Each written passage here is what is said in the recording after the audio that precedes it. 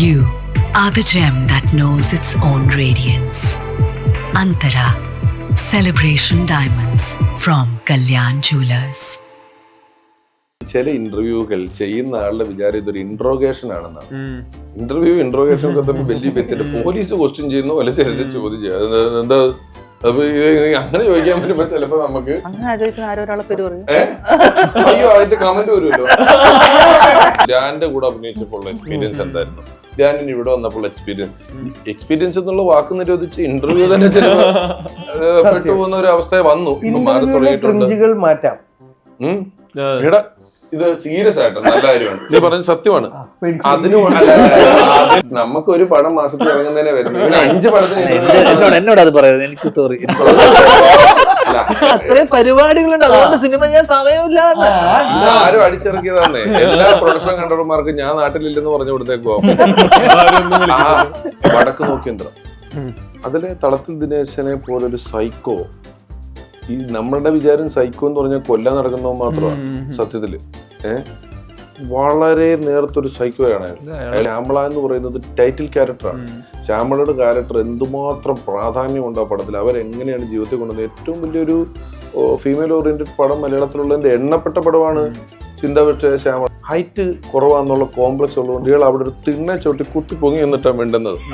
എന്റെ ഓർമ്മയെന്നാട്ടോ ഞാൻ പറയുന്നത്. താരങ്ങളുടെ വില കൂടുതലാണെങ്കിൽ ധ്യാനും ഞാനും ഒക്കെ റെഡിയുമാണ്.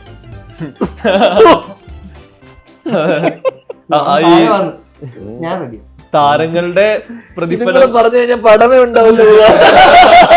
എന്നാ ഒരു കാര്യം ഇവരെന്തെങ്കിലും മിണ്ടട്ടെ, നമുക്ക് ഇവരൊറ്റയ്ക്കൊന്നും മിണ്ടിരിക്കട്ടെ.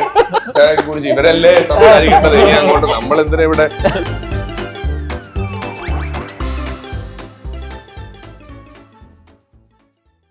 ഇപ്പൊ ഈ ഒരു സിനിമ വരുന്നു, അതിന് പറയുന്ന ഇന്റർവ്യൂസ്, ഇന്ററാക്റ്റീവ് ആവുന്നു, ചിരിക്കുന്നു, ഇതല്ലാണ്ട് രമേശന്റെ ഇന്റർവ്യൂ എടുക്കുന്ന ആൾ കൂടിയാണ്.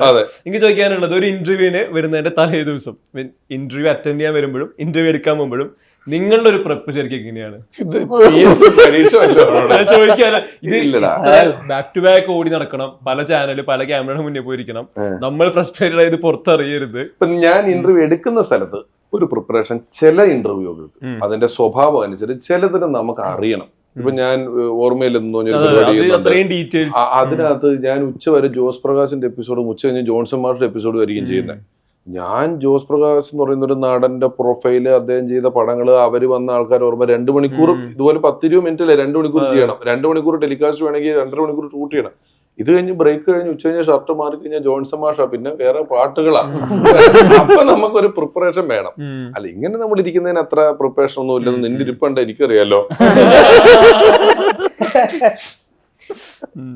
പറ അജുവേട്ടൻ എങ്ങനെയാ ഒരു ഇന്റർവ്യൂ അറ്റൻഡിങ്?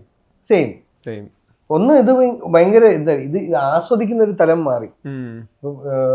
വല്ലപ്പോഴും ഒക്കെ സംഭവിക്കുന്ന ഒരു കാര്യമാകുമ്പോഴായിരുന്നു കാണുന്ന പ്രേക്ഷകർക്കും. റാൽഫ് ഇതിനകത്തൊരു മര്യാദ. ഇപ്പൊ ചില ഇന്റർവ്യൂകൾ ചെയ്യുന്ന ആളുടെ വിചാരം ഇതൊരു ഇൻട്രോഗേഷൻ ആണെന്നാണ്.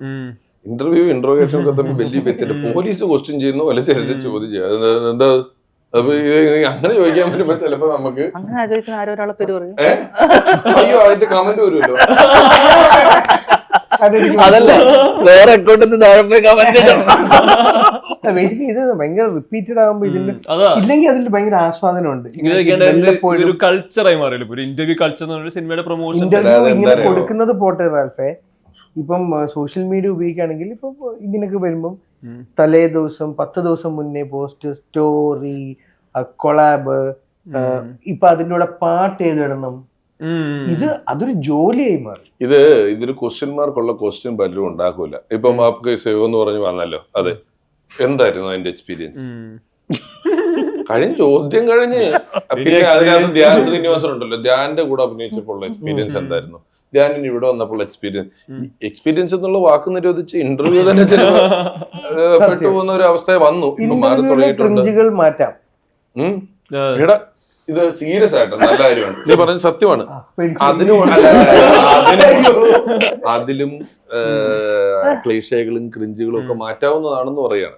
അതെ ഉറപ്പായിട്ടും. കാരണം ഈ പലപ്പോഴും നിങ്ങൾ തന്നെ ഒരു മാസം ഒരു 3-4 തവണ ക്യാമറയുടെ മുന്നേ വരുന്നുണ്ട്. ഓഡിയൻസ് അവരുടെ ഫീഡിലെല്ലാം നിങ്ങൾ തന്നെ റിപ്പീറ്റഡ്ലി പിന്നെയും കണ്ടുകൊണ്ടിരിക്കുകയാണ്. അവർക്ക് മുഖം മറിച്ചാണോ ഇരിക്കുന്നത്? നമുക്ക് ഒരു പടം മാസത്തിൽ ഇറങ്ങുന്നതിനെ വരുന്നത് 5 പടത്തിന് എന്നോട് അത് പറയുന്നത്. എനിക്ക് സോറി, ഞാനില്ല. ഞാൻ അഭിനയിച്ച ഒരു പടത്തിന്റെ പ്രൊമോഷൻ ഇന്റർവ്യൂ ഞാൻ ചെയ്തിട്ട് 2 കൊല്ലം മിനിമം അത്രയെങ്കിലും ആയിട്ടുണ്ട്. എനിക്ക് തോന്നുന്നു ഞാൻ ഇത് സുരാജിന്റെ കൂടെ ഒരു സീരീസ് അഭിനയിച്ചതിന്റെ ഇന്റർവ്യൂ പ്രൊമോഷൻ ഇന്റർവ്യൂ ആണ് ഇതിന്റെ നാഗേന്ദ്രനാണ് ലാസ്റ്റ് ചെയ്തത്. അത് കഴിഞ്ഞിട്ട് പ്രൊമോഷൻ ഇല്ല എനിക്ക്. പ്രൊമോഷൻ കിട്ടുന്നില്ല. ഇല്ല, ആ സമയത്ത് ഞാൻ അമേരിക്കയിലായിരുന്നു, നാട്ടിലില്ലായിരുന്നു. അമേരിക്കയില് എന്തിനാ? എനിക്ക് അത്രയും പരിപാടികളുണ്ട്, അതുകൊണ്ട് സിനിമ ഞാൻ സമയമില്ല. ആരും അടിച്ചിറക്കിയതാന്നേ. എല്ലാ പ്രൊഡക്ഷൻ കൺട്രോളർമാർക്കും ഞാൻ നാട്ടിലില്ലെന്ന് പറഞ്ഞു കൊടുത്തേക്കോ. നിങ്ങളെ പിന്നെ വിളിച്ചാൽ കിട്ടൂല്ലോ എന്നൊക്കെ വീട്ടിലിരിക്കുമ്പോ വിളിച്ചു പറയുന്നുണ്ട് ആ കാര്യം. ഇപ്പൊ ഈ സിനിമയുടെ സ്വഭാവത്തിൽ ഈ പറഞ്ഞ ബാച്ചിലർ ലൈഫ് കാര്യങ്ങളെല്ലാം വരുന്നുണ്ട്. ഇപ്പൊ അച്ഛന്റെ സിനിമകളിൽ തന്നെ ഒരു സമയത്ത് റിപ്പീറ്റഡ്ലി പല രീതിയിൽ യൂസ് ചെയ്തിരുന്നത് ഈ പറഞ്ഞ ബാച്ചിലർ ലൈഫിനായിരുന്നു. അതിൽ ഈ പറഞ്ഞ ഇവരുടെ ഗ്രൂപ്പുകള്, അന്നത്തെ ആർട്ടിസ്റ്റുകളുടെ ഒരു കൊളാബറേഷൻസ് ഒക്കെ വർക്ക്ഔട്ട് ചെയ്തിട്ടുണ്ടായിരുന്നു. ഈ ആപ് കൈസേവ് വരുന്ന സമയത്ത് ധ്യാൻ ഏതെങ്കിലും തരത്തിൽ ഇത്തരം സിനിമകള് ഒരു നമ്മുടെ ഒരു ഗോൾഡൻ എറയിലൊക്കെ പറയുന്ന പോലെ ഉള്ള സിനിമകൾ ഒരു kind of reference, character play, ഇവരുടെ ഡൈനാമിക്സ് വർക്ക് ചെയ്യുന്നത് അങ്ങനെ ഉണ്ടായിരുന്നോ? ഇല്ല അങ്ങനത്തെ. കാരണം അതൊന്നും ഈ പറയുന്ന പോലെ വൺ നൈറ്റ് കഥ മിക്ക സിനിമകൾ ഇപ്പൊ ഓടരുത് നമ്മളറിയാം, മരം പ്ലസ് അരം കിന്നരം, നമ്മള് ശ്രീധരനെ പറ്റി പറയുമ്പം വടക്ക് നോക്കിയന്ത്രം, അതിലെ തളത്തിൽ ദിനേശനെ പോലൊരു സൈക്കോ. ഈ നമ്മളുടെ വിചാരം സൈക്കോ എന്ന് പറഞ്ഞാൽ കൊല്ലാൻ നടക്കുന്നവൻ മാത്രമാണ്. സത്യത്തില് വളരെ നേർത്തൊരു സൈക്കോയാണ് അയാൾ. ആ സിനിമ തീരുന്നത് വരെ ടോർച്ചടിച്ച് 2ാമത് അടിക്കുന്നിടത്താണ് അത് തീരുന്നത്. ചിന്താവിഷ്ടയ ശ്യാമള എന്ന് പറയുന്ന പടം പോലെ ഒരു നമ്മൾ പറയുന്ന സ്ത്രീപക്ഷം, സ്ത്രീ വിമോചനം ഇപ്പൊ ഒരുപാട് പറയുന്നുണ്ടല്ലോ. നിങ്ങൾ ആ പടം എടുത്ത് നോക്ക്. അതില് ശ്യാമള എന്ന് പറയുന്നത് ടൈറ്റിൽ ക്യാരക്ടറാണ്. ശ്യാമളയുടെ ക്യാരക്ടർ എന്തുമാത്രം പ്രാധാന്യമുണ്ട് ആ പടത്തിൽ. അവരെങ്ങനെയാണ് ജീവിതത്തെ കൊണ്ടുവന്നത്. ഏറ്റവും വലിയൊരു ഫീമെയിൽ ഓറിയന്റഡ് പടം മലയാളത്തിലുള്ളതിന്റെ എണ്ണപ്പെട്ട പടമാണ് ചിന്താവിഷ്ടയ ശ്യാമള. പക്ഷെ നർമ്മത്തിൽ കൂടെ പറയുന്ന കാരണമാണ് ആളുകള് ഫണ്ട് വെച്ച് തന്നെ. നമ്മൾ അദ്ദേഹത്തെ പറ്റി പറയുമ്പോൾ ഒരുപാട് പടങ്ങൾ, ഇരട്ട കുട്ടികളുടെ അച്ഛൻ, ഇതിലിപ്പോ വടക്ക് നോക്കിയന്ത്രം തന്നെ ലാസ്റ്റ് ക്ലൈമാക്സിൽ ടോർച്ചടി അത് ഹൊറർ ആവുന്നുണ്ട്. ആളുകൾക്ക് ഇത് ഇതുവരെ തന്നായിട്ടില്ല. അത് എത്ര നമ്മള് ബ്രില്യൻസ് ഒക്കെ ഇപ്പൊ നോക്കിയാല് ഈ വടക്ക് നോക്കിയന്ത്രത്തില് രാവിലെ പാർവതി ചേച്ചി അടിച്ചു വരുമ്പോ പുറത്തിറങ്ങി വരുന്ന ശ്രീനേട്ടൻ അവിടെ നിൽക്കുമ്പോൾ അവിടെ ചെറിയ തിണ്ണയുണ്ട്. ഈ തിണ്ണയെ നിങ്ങൾ എനിക്ക് കാണുമ്പോൾ ശ്രദ്ധിച്ചു, നമ്മുടെ ബ്രില്യൻസ് എന്നൊക്കെ പറഞ്ഞാൽ ഇപ്പൊ ആൾക്കാർ കണ്ടുപിടിക്കുമല്ലോ. ഹൈറ്റ് കുറവാന്നുള്ള കോംപ്ലക്സ് ഉള്ളതുകൊണ്ട് ഇയാൾ അവിടെ ഒരു തിണ്ണ ചവിട്ടി കുത്തി പൊങ്ങി എന്നിട്ടാണ് മിണ്ടുന്നത്. എന്റെ ഓർമ്മയെന്നാട്ടോ ഞാൻ പറയുന്നത്, നമ്മൾ ശ്രദ്ധിച്ചിട്ടില്ല. അപ്പം ഇതൊക്കെ എല്ലാ കാലത്തും ഇത്തരത്തിലുള്ള പ്രതിഭകളും സിനിമകളും ഒക്കെ ഉണ്ടായിട്ടുണ്ട്. ഇതൊക്കെ പക്ഷെ ഇപ്പൊ നിന്റെ ചോദ്യം, ധ്യാനോട് ചോദ്യം വരുന്നു, അങ്ങനെ ഒരു ഇൻസ്പിറേഷൻ ഉണ്ടോ എന്ന് ചോദിച്ചാൽ ഇതിന്റെ ഒരു സ്വഭാവം അത്തരത്തിലുള്ളതല്ല. ഒരു വൺ നൈറ്റ് കഥയാണ് ഈ സിനിമ. ഇപ്പോഴത്തെ കാലത്തില് കുറച്ചുകൂടി കണക്ട് ആവാം. ഇതിൽ വലിയ പോലീസിംഗ് നമുക്ക് അങ്ങനെ ഒരു ബേസിക്കലി നമ്മൾ ഇവരുടെ ഒരു ക്യാരക്ടർ എന്താണെന്ന് എസ്റ്റാബ്ലിഷ് ചെയ്യാനുള്ള ഒരു ടൈം ഇല്ല. ബിക്കോസ് ഓവർനൈറ്റ് കഥ ആയതുകൊണ്ട് ഈ നേരെ നമ്മൾ ഗേറ്റ് ക്രാഷ് ചെയ്യാണ് ഈ ബാച്ചിലേഴ്സ് നൈറ്റിലോട്ട്. അപ്പം സ്വാഭാവികമായിട്ടും വെർബലി ഇവരെങ്ങനെയാണെന്നുള്ളത് ടോക്കിയിൽ നമുക്ക് മനസ്സിലാവും. ഓക്കെ, ഇവൻ ഇങ്ങനെയാണ്, പഴയ സുഹൃത്താണ്. കാരണം ഈ ഒറ്റ നൈറ്റ് കഥ ആയതുകൊണ്ട് നമുക്കൊരു ഇവന്റെ ഫാമിലി ബാക്ക്ഗ്രൗണ്ട്, ഇവൻ എവിടെ നിന്ന് വന്നു, എങ്ങനെയാണ് ഇവന്റെ സ്വഭാവ സവിശേഷതകൾ, ഇതൊന്നും പറയാനുള്ളൊരു ടൈം നമ്മൾ എടുത്തിട്ടുണ്ട്. ബിക്കോസ് ഒരു 1 hour 40-45 പ്രോപ്പർ ആ ഒരു ഇതിനും ഡ്യൂറേഷൻ കീപ്പ് ചെയ്ത് പോയ സിനിമയാണ്. അപ്പൊ അങ്ങനത്തെ ഒരു ക്വക്കി സാധനമാണ്. അപ്പൊ ആ ക്വക്കിനെസ് ഉണ്ട് ഈ സിനിമയ്ക്ക്. പിന്നെ ഇവരുടെ ക്യാരക്ടേഴ്സും ബേസിക്കലി ആ ഇവർ തമ്മിലുള്ള ഒരു ഒറ്റ കോൺവെർസേഷന്റെ പോലീസുകാർക്ക് ഒരു പൊതു സ്വഭാവം ഉണ്ടാവുമല്ലോ. ആ പൊതു സ്വഭാവത്തിലും 2 പേരും 2 ടൈപ്പ് പോലീസുകാരുണ്ടാവല്ലോ. അതാണ് ബേസിക്കലി എന്ന് വെച്ചാൽ ഗുഡ് കോപ്പ് ബാഡ് കോപ്പ്, പക്ഷെ ഒരു പൊതു സ്വഭാവമുള്ള ബേസിക്കലി. അപ്പം പോലീസുകാരെ നമ്മൾ വലുതായിട്ട് നമ്മൾ ക്യാരക്ടർ ഡെവലപ്പ് ചെയ്ത് നമുക്ക് ഇതിന്റെ കാര്യമില്ല. ടിപ്പിക്കൽ പോലീസുകാർ ഡിഫോൾട്ട് ഒരു സെറ്റിംഗ് ഉണ്ട്. ബേസിക്കലി ഞാൻ എന്താണ്, അല്ലെങ്കിൽ എന്റെ കൂട്ടുകാരായിട്ടുള്ള ആൾക്കാർ എന്താണെന്നുള്ള, അപ്പൊ അതിന് ഒരു 1-2 സീനുകളിൽ ടോക്കിയിൽ കയറി പോയിട്ടുണ്ടെന്നല്ലാതെ ഒരു ഡീറ്റെയിൽഡ് ഒരു ക്യാരക്ടർ സ്കെച്ച് ചെയ്യാനോ അല്ലെങ്കിൽ അങ്ങനത്തെ ഒരു ഈ സിനിമ അത് ഡിമാൻഡ് ചെയ്യുന്നില്ല. അപ്പൊ പിന്നെ അതിനോട് ചെയ്തിട്ടില്ല. അവസാനമായിട്ട് ചോദിക്കുകയാണെങ്കിൽ ഈ ഇൻഡസ്ട്രിയുടെ ക്രൈസിസ് ആണ് കഴിഞ്ഞ കുറച്ച് ദിവസങ്ങളായിട്ട് ഏറ്റവും കൂടുതൽ ഡിസ്കഷൻ ആവുന്നത്. പ്രൊഡ്യൂസേഴ്സ് അസോസിയേഷൻ അടക്കം മറ്റ് സംഘടനകളെല്ലാം സംയുക്തമായിട്ടുള്ള തീരുമാനത്തിൽ ജൂൺ 1 മുതലുള്ള സിനിമ സമരം വരെ തീരുമാനിച്ചിട്ടുണ്ട്.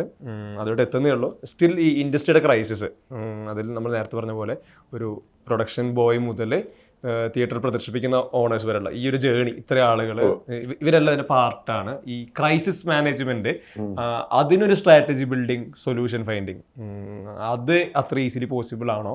അത് നമ്മുടെ ഇൻഡസ്ട്രിയെ ഇത് കൂടുതൽ പ്രശ്നങ്ങളോടാണ് എത്തിക്കുന്നത്. വരാൻ പോകുന്ന വലിയ വലിയ സിനിമകളാണ്, ഇതെങ്ങനെ റിക്കവർ ചെയ്യും, ബ്രേക്ക് ഈവൻ ആക്കും, ഇതൊക്കെ ചർച്ചകളുടെ പാർട്ടുമാണ്. അതിലെന്താ നിങ്ങളൊരു ടേക്ക്? ഈ ക്രൈസിസ് മാനേജ്മെന്റ് എന്ന് പറഞ്ഞാൽ സിനിമ ഒരു ഓപ്പൺ സ്പേസ് ആണ്. നാളെ റാൽഫിന് വേണമെങ്കിലും ഒരു സിനിമ ഷൂട്ട് ചെയ്യാൻ ഇറക്കാൻ പോവാം. അപ്പം ഇതിനൊന്നും ഒരു ബൈലോ വെച്ച ഒരു സ്റ്റാൻഡേർഡൈസേഷൻ എവിടെയുമില്ല. എല്ലാ തരത്തിലും എല്ലാവർക്കും ചെയ്യാനുള്ള സ്വാതന്ത്ര്യങ്ങൾ ഉണ്ടെന്നിരിക്കെ ഇതിൻ്റെ നന്മയ്ക്ക് വേണ്ടി, ഇതിൻ്റെ ഒരു കെട്ടുറപ്പിന് വേണ്ടി, ഏകോപനത്തിന് വേണ്ടിയൊക്കെ ഉണ്ടാക്കിയ സംഘടനകൾ തമ്മിലാണ് ഇത്തരം കാര്യങ്ങൾ ചർച്ച ചെയ്യുന്നതും വരുന്നതും പോകുന്നതുമല്ല. അപ്പം ജൂൺ 1 ഒരു സമരമുണ്ടായി, അതോടുകൂടി സിനിമ കാലങ്ങളോളം കേരളത്തിൽ അടച്ചിടപ്പെടുമെന്നൊന്നും ഞാൻ വിശ്വസിക്കുന്നില്ല. അതിനു മുമ്പ് ഇത് സെറ്റിലാവും. ഇനി സമരം തുടങ്ങിയാൽ ഒരാഴ്ചക്കകം ഇത് സെറ്റിലാവും. പിന്നെ പൊതുവെ പൊതുജനങ്ങളെ സംബന്ധിച്ചിടത്തോളം ഇതിപ്പോൾ സമരമായാലൊന്നും പൊതുജനത്തിനൊന്നും ഒരു പ്രശ്നവുമില്ല, അല്ലേ? ആർക്കാണ് ഇതിനകത്ത്? അല്ലെ, നിങ്ങൾ മിണ്ടായിരിക്കാതെ നവാസിലാണ്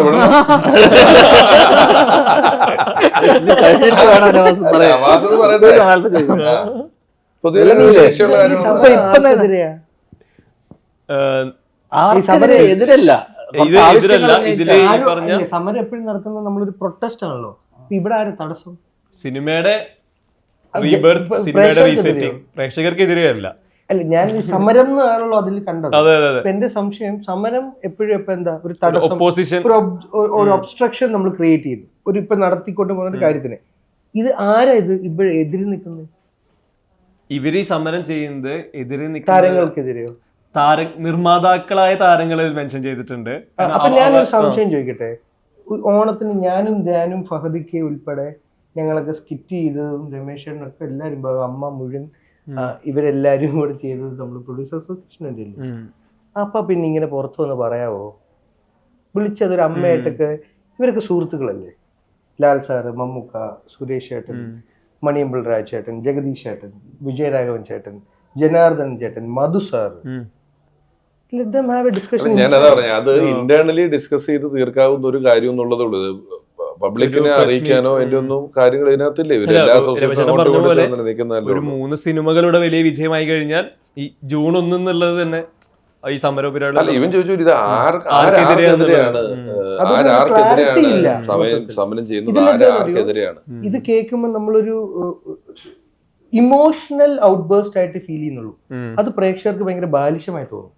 പ്രത്യേകിച്ച് ഞാനൊക്കെ ചെറുപ്പത്തിൽ കോളേജിൽ പഠിക്കുന്ന സമയത്ത്, സിനിമയിൽ പോലുള്ള സമയത്ത് ഇതേ അസോസിയേഷനുകൾ അന്നും നിലനിൽക്കുന്നുണ്ട്, വേറെ പേരുകളിൽ. അന്നൊക്കെ ഭയങ്കര, എനിക്ക് കോളേജിൽ പഠിക്കുന്ന സമയത്ത് ചോരത്തുറപ്പുകൾ ഇങ്ങനെ എനിക്ക് ഭയങ്കര ഒരു പുച്ഛം തോന്നിയിട്ടുണ്ട്. മനസ്സിലായി? ഇതൊക്കെ കാണുമ്പോൾ എന്ത് ഇത്രയും വലിയൊരു ഇൻഡസ്ട്രി ബിഹേവിങ് വെരി സില്ലി. മനസ്സിലായി? പിന്നെ ഇതിൽ വന്ന് നമ്മൾ ഇത് കാണാൻ തുടങ്ങിയപ്പം ഇതൊക്കെ ഇതും ഒരു എന്താ പറയുക, ഒരു പുകമറയാണോ എന്ന് എനിക്ക് തോന്നാറുണ്ട്. എഫക്റ്റീവ് കറക്ഷൻ ആണെങ്കിൽ, എഫക്റ്റീവ് ഡിസ്കഷൻസ് മുറിക്കുള്ളിൽ, ആ വീടിനുള്ളിൽ, ഇൻഡസ്ട്രിക്കുള്ളിൽ സംഭവിക്കുക.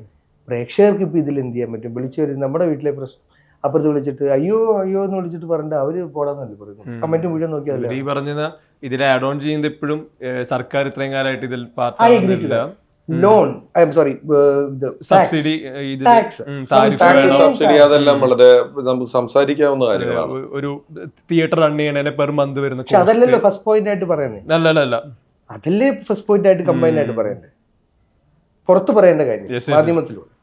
മറ്റേത് എപ്പോഴും ഒരു മുറിക്കുള്ളിൽ തീർക്കാം.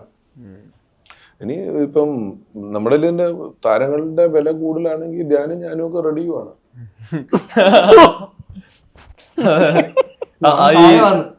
ഞാൻ റെഡിയാ.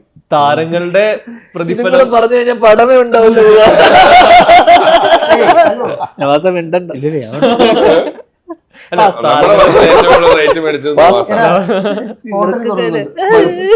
രണ്ടുപേരും ദുബായിലൊക്കെ ഹോട്ടലോ നമ്മുടെ പടത്തിലെ ഏറ്റവും കുറവ് നിനക്ക് ഞാൻ കേട്ടോ ഭഗത്ത് ഹോട്ടൽ തുടങ്ങും. അവിടെ എത്ര നാള് കടം പറഞ്ഞ് തിന്നും. അല്ല അവിടെ ജോലിയാണല്ലോ ഒറോട്ട. അപ്പൊ എന്തായാലും എല്ലാവിധ ആശംസകളും. കിട്ടിയോ? ഞാൻ ഇതിന് ഹാപ്പി ഈ അവസാനത്തെ ചർച്ചയില് ഞാൻ ഇവനില്ല കേട്ടോ. ഇനിയിപ്പൊ എനിക്ക് മനസ്സിലായി അല്ല ഇതിൽ എനിക്ക് തോന്നുന്നു അവർ പറയുന്നത് ഈ OTT പ്ലാറ്റ്ഫോം അല്ല. ഇതൊക്കെ ഇവിടെ അറിയില്ലായിരുന്നോ? കോർപ്പറേറ്റ് ഭീമന്മാർ വന്ന് വിഴുങ്ങുന്ന സന്തോഷ് പണ്ഡിറ്റ് അന്ന് പറഞ്ഞിട്ടില്ലേ? 23 പറഞ്ഞു. സിനിമയുടെ രമേശോട് പറഞ്ഞപ്പോ സദ പറഞ്ഞില്ല, ഇല്ല സദ പറഞ്ഞ പോയിന്റ്സ് ഒക്കെ ഞാൻ പറഞ്ഞു. ചോദിച്ചെന്നോട് വീണ്ടും എന്നാ ഒരു കാര്യം, ഇവരെന്തായാലും മിണ്ടട്ടെ, നമുക്ക് ഇവരൊറ്റയ്ക്കൊന്നും മിണ്ടിരിക്കട്ടെ, ചായ കുടിച്ച് ഇവരല്ലേ സംസാരിക്കേണ്ടത്. ഇനി അങ്ങോട്ട് നമ്മൾ എന്തിനാ ഇവിടെ?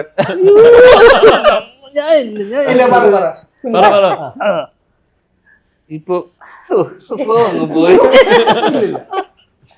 ഇതിലുള്ള അവര് ഉന്നയിച്ച കൺസേൺസ് വളരെ ജെന്യൂൻ ആയിട്ടുള്ള കൺസേൺസ് ആണ്. സോ നേരത്തെ പറഞ്ഞ പോലെ അതിൽ ചില കാര്യങ്ങൾ ഇന്റേണൽ ആയിട്ട് ചർച്ച ചെയ്യാൻ പറ്റുന്ന കാര്യങ്ങൾ ചർച്ച ചെയ്യട്ടെ. ഓക്കെ, ചില കാര്യങ്ങൾ അത് ഓക്കെ, അത് ചില കാര്യങ്ങൾ കാരണം ഒരേ ഫ്രട്ടേണിറ്റിയിലെ ആൾക്കാരാണ്, ഒരേ ഇതിൽ വരുന്ന ഒരു ഫാമിലിയിൽ ഉൾപ്പെടുന്ന ആൾക്കാരാണ്.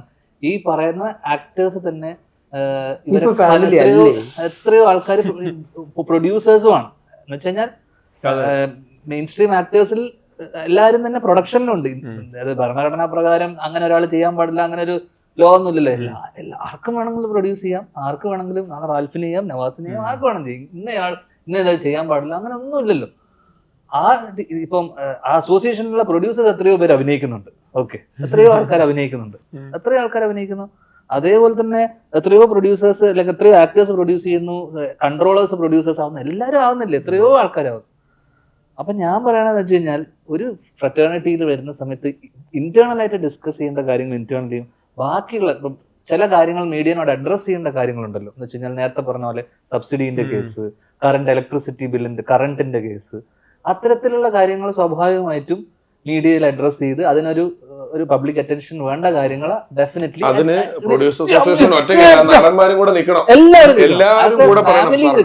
ആസ് എ ഫാമിലി നിൽക്കണം. കാരണം ആസ് എ ഫാമിലിയാണ് നമ്മൾ ലാസ്റ്റ് ചെയ്ത ഷോ ഉൾപ്പെടെ അങ്ങനെ പറഞ്ഞേ ഫാമിലി ഷോ ആണെന്ന് എന്നോട് ഫാമിലി നമ്മളത് ഇത് ചെയ്യണം. അതോടൊപ്പം തന്നെ എനിക്ക് ഇവര് പറഞ്ഞൊരു സംഭവത്തിനോട് ഇതിനെപ്പറ്റി നമ്മള് ഓക്കെ, നമ്മൾ അതേ ഫ്രട്ടേണിറ്റി എന്ന് പറയുമ്പോൾ നമ്മൾ അവരുടെ കൺസേൺ ജെനുവിനാന്ന് മനസ്സിലാക്കുമ്പോൾ നമ്മളും വന്നിട്ട് അതേപോലെ അവരെ ക്രിട്ടിസൈസ് ചെയ്യുകയോ അവരെ പറ്റി ഇങ്ങനെയൊക്കെ പറയുന്നത് നമുക്ക് അവർ നമ്മൾ വ്യത്യാസമില്ലാതെ. അപ്പൊ ഇപ്പൊ നമ്മളിത് ഇന്റേണലി നമുക്ക് ഡിസ്കസ് ചെയ്യാം വേണമെങ്കിൽ. ഓക്കെ, നമ്മുടെ അഭിപ്രായം വിളിച്ചു പറയാം, ചേട്ടാ ഇത് പറഞ്ഞത് എങ്ങനെയായിട്ട്. അങ്ങനെ ബന്ധമുള്ള ആൾക്കാരാണ് ഈ പറയുന്നത് നമുക്ക് അവിടെയുള്ള എല്ലാവരുമായിട്ട്. പക്ഷെ ഞാൻ പറയുന്നത് ഓപ്പോസിറ്റ് കൗണ്ടർ പാർട്സ് ആയിക്കോട്ടെ, നമ്മളായിക്കോട്ടെ, ആക്ടേഴ്സിന് ഒരു രീതിയിൽ പറഞ്ഞ് അടിച്ച് ആക്ഷേപിച്ചിട്ടുണ്ട്. നമ്മളും അതേ അസോസിയേഷനിലുള്ള ആൾക്കാരാണ്, ആസ് പ്രൊഡ്യൂസേഴ്സ്, ആസ് ആക്ടേഴ്സ്, അല്ലെങ്കിൽ ആസ് ടെക്നീഷ്യൻസ്. അപ്പൊ നമ്മൾ ഇതുപോലെ ഓപ്പൺ ആയിട്ട് ഒരു മീഡിയനെ അഡ്രസ് ചെയ്തുകൊണ്ട് നമ്മൾ ഇങ്ങനെ ഒരു സാധനം ഒരിക്കലും നമ്മുടെ ഭാഗത്തുനിന്ന് ഒരു ആക്ടേഴ്സിന്റെ അസോസിയേഷൻ ചെയ്യുമെന്ന് എനിക്ക് തോന്നുന്നില്ല. നമ്മൾ ഞാനൊരു ചോദ്യം, being an actor, producer, distributor, ഞാനൊരു ഡിഫെൻസീവ് കോൾ എടുക്കണം. മനസ്സിലായി? ആക്ടേഴ്സിൽ ഉൾപ്പെടുന്ന ഒരു അലിഗേഷൻ ആണത്. ഞാൻ അങ്ങനെ തന്നെ കാണുന്നുള്ളൂ.